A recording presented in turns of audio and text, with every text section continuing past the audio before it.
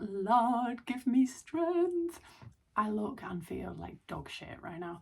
I am horribly hungover and I have just opened my makeup bag to get ready as I am on BBC Radio at 6 p.m. tonight to discover that a shampoo bottle has burst in there and everything I own is covered in this sticky, smelly substance. So just bear with me, I'm just going to go and sort that out and wash everything. Okay, sorted, I think. I've had to wash this thing out. It still doesn't look clean, but it's as clean as I can get it.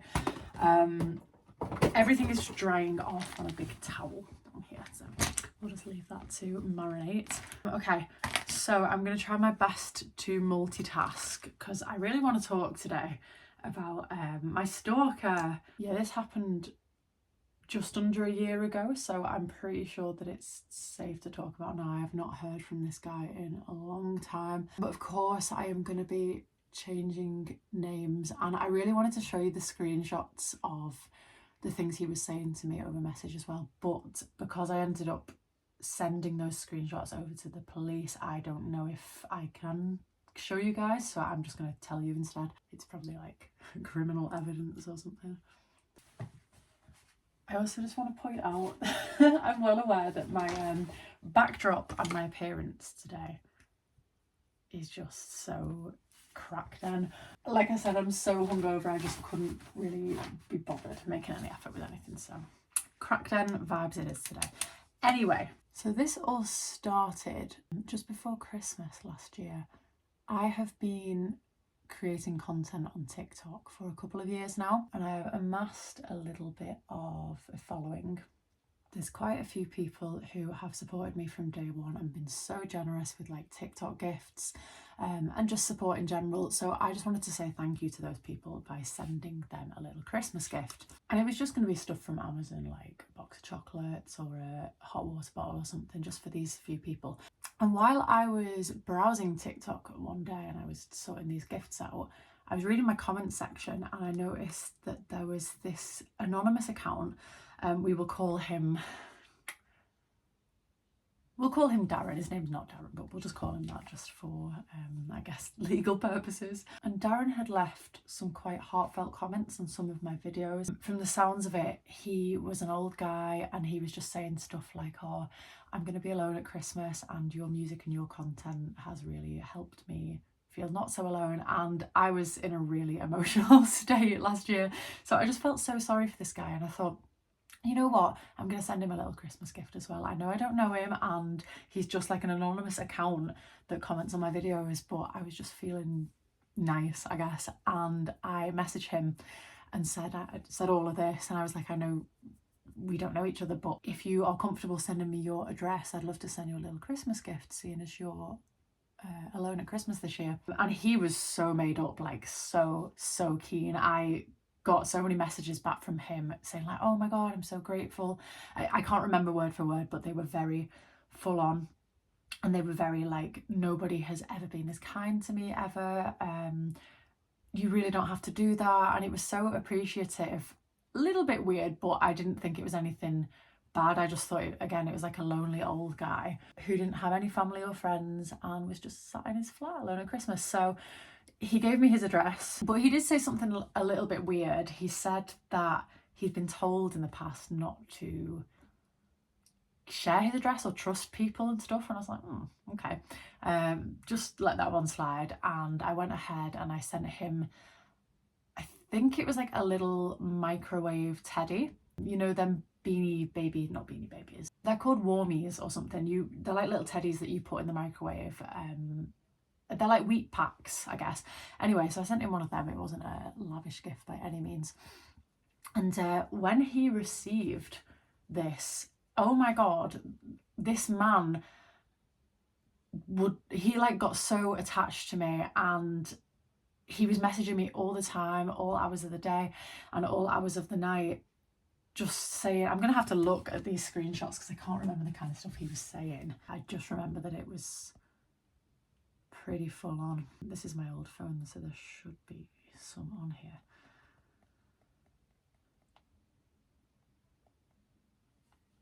Oh no, that's just pictures of my ex.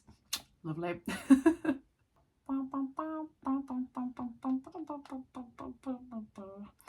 Yeah, so looking at these, I can never tell where the camera is on this phone, I think it's over here. Looking at these screenshots, he was just saying stuff that wasn't particularly harmful, but it was just a little bit full on. He's like, oh, your words have meant so much to me, sending you a virtual hug, stuff like that. You always have my loyalty and respect. And these were big, fat ass paragraphs. And then he started telling me, about how he helped this girl in his town when she was busking and she had no electricity for her amp or something, and he let her use the electricity in his shop, and then she disappeared from town without a thank you, and she had like a reputation for getting people in trouble, and she made accusations against him. And when I read that, it kind of clicked. I was a bit like, whoa, there's something not quite right about this guy. But in all honesty, it was just giving dementia. I know that sounds really bad, but I literally was giving dementia, so I wasn't concerned. The point where it turned really weird was when he was sending me these paragraphs constantly, like literally constantly. And obviously I've got a fairly big following. I don't read messages straight away, so sometimes I was going for days without seeing his messages or replying, and he started messaging me asking why I wasn't replying and wondering if he'd done something wrong. I'd reply to him and say, no, you've not done anything wrong, I'm just busy, I hope you had a good day. So my response to one of his messages was, hi Darren, sorry that I missed your messages. I don't check them as often as I should. Thanks so much for sharing my music, blah, blah, blah, blah. I hope you're enjoying your Christmas, and just normal chit chat. And then he kept messaging me saying, I won't message you again. I'm not going to bother you again. I respect your feelings. And I think at this point I just blocked him or unfriended him on TikTok because it was really irritating. So when I blocked him on TikTok, that really made him angry. He found me on Facebook, kicked off, and asked me why I had blocked him on TikTok and Instagram, saying he was so hurt. He was commenting and spamming all of my Facebook posts. He found me on Instagram. I was just getting like so many paragraphs from him, and I started to get quite scared. At this point, I would just block and ignore every time I got one of these messages, but he would make new accounts and pretend to be other people, like co-workers of his or friends, and he would message me saying stuff like, why did you block my friend Darren? He did nothing wrong. He just love, I don't know, this is not word for word because I can't remember, but he was just pretending to be other people. I had public comments come through saying, don't you ever talk to my ex-boyfriend Darren again. And I would just block, ignore, block, ignore, block, ignore. But he was quick. He was making 5 to 10 accounts a day to contact me on. I would wake up every morning to new accounts and new messages from this guy. And while they started off as pleas to be unblocked or to contact him again, the more I blocked and the more I ignored, the creepier he got. And then he started telling me, he started insinuating that he knew where I was going to be busking, he knew where I lived, just like personal information about myself. He started reaching out to other viewers of my content and my live streams, my friends, and trying to find my family members and stuff, and he was contacting them saying, I know where Amy's been in the studio today, I know where she lives, I know her full name. It was really frightening. I'm pretty sure at this point I did contact the police, and they were really helpful. I went to Lancashire Police and they were really helpful. I'm not sure what I can tell you and what is private information, so I'm just not going to talk about what I said to the police, but I did contact them and they were really good. But around this time he had actually started to contact me a bit less, and I assumed that he was just giving up on whatever he was trying to do. So I think in the end I said to the police, let's just leave it because it seems to be dying off on its own. And it did for a little bit. I'm not sure why. Maybe he found a new victim for a while, and I had peace for a good, I don't know, maybe a few weeks, a month, until I was working in Liverpool and I started to get this account commenting on my Instagram posts. It was called Alora, and it was so obviously a fake account.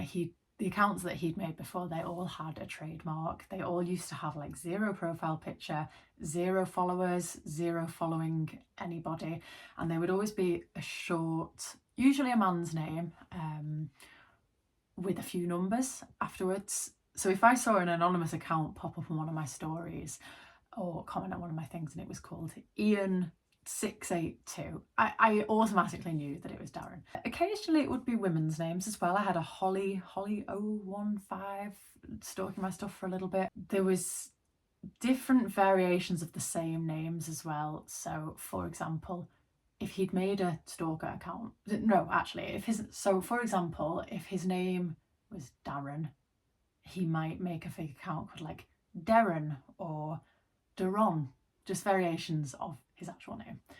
But Darren's not his actual name, but I can't say his actual name on here because, I don't know, I probably can, but I just don't want to get into any kind of legal trouble or anything, even though I am the victim here.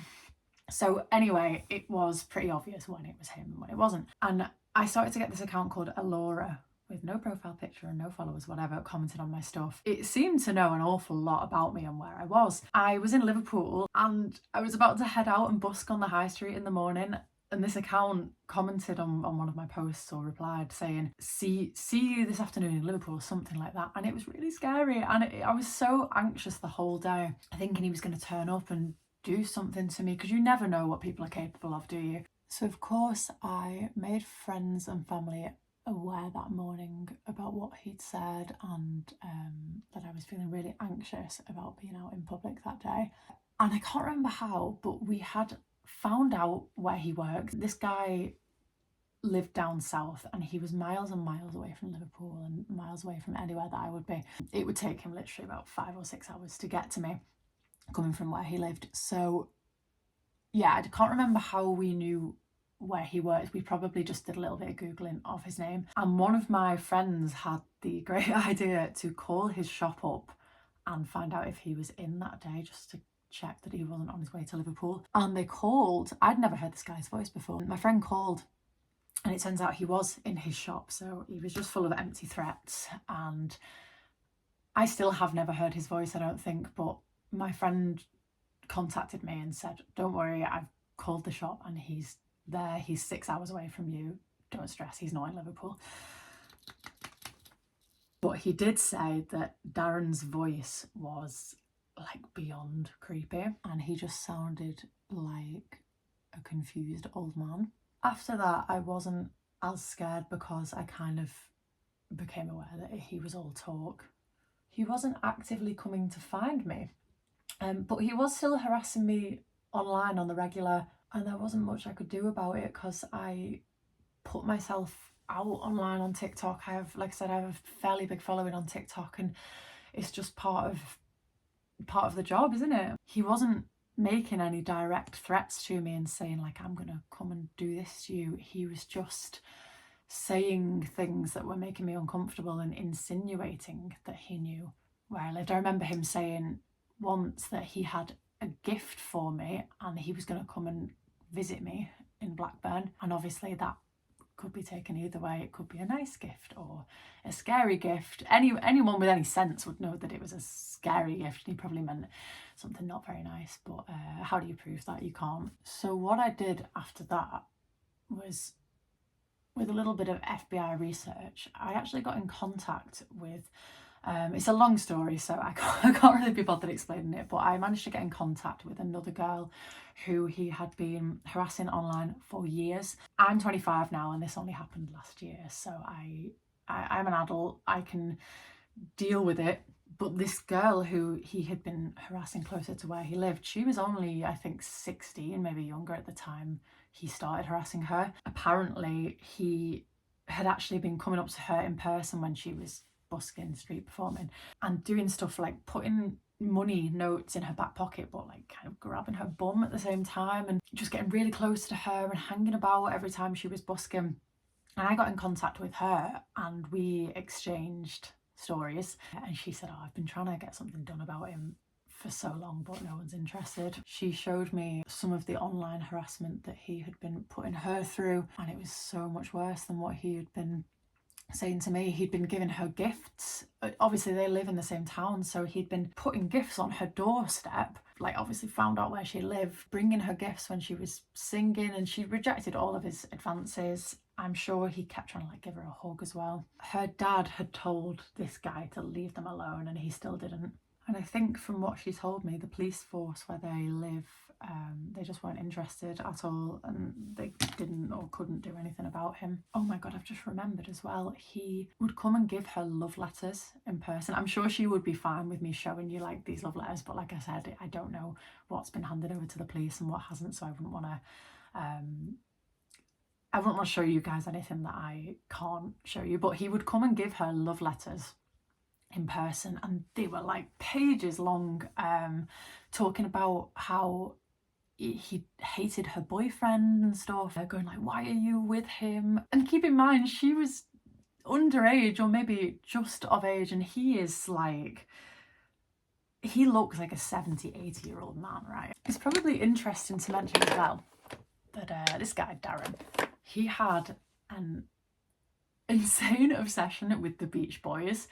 When you looked at his Facebook pages or just all of his social media pages, it was all dedicated to the Beach Boys. I don't know, it's not really of any relevance to this story, but I just think that's really strange. He had shrines to the Beach Boys on all of his social media pages. Sorry, I can't speak today. Actually, it is kind of relevant because he kept offering tickets to the Beach Boys to this other girl. We'll call her Chloe. So Chloe, the girl who had been being harassed by him as well, he kept offering her Beach Boys tickets, just him and her, to go and watch them. And sometimes the anonymous accounts that he would make to stalk both of us, they would usually just have no profile picture, but very occasionally it would be one of the Beach Boys. She also told me that in their town there is a sort of wall, I don't know what you would call it, but there's a wall where if a child is lost, they can go to this safe adults wall, and there's photos of all the safe adults in the town. And Darren, he had put a photo of himself on that wall or something, and I just think that's so creepy, like considering what a strange and horrible man he is, harassing all these young women online. Why would he have any interest in being on a safe adult? Well, it's pretty obvious why he'd have an interest in it, but like, why would he be allowed to be on a safe adults wall in the middle of town? Very strange. I dread to think what there is that maybe hasn't been uncovered about him. So yeah, there's not really a climax to this story, to be honest. Me and her, we opened our police cases again, I seem to remember. I can't remember, I think they said they were going to speak to him about it. Chloe said that he'd been warned to leave her alone before and he just hadn't listened. But I assume the police talked to him, and I've not actually heard from him since. There's no real ending to this. I think I will hear from him again at some point. So the last time I actually heard from him was I'd not heard from him in ages, and then I was checking my emails in like, I want to say March or something this year, and I randomly got an email or a YouTube comment through from him saying, I hope you've enjoyed your stay at Manchester Travelodge.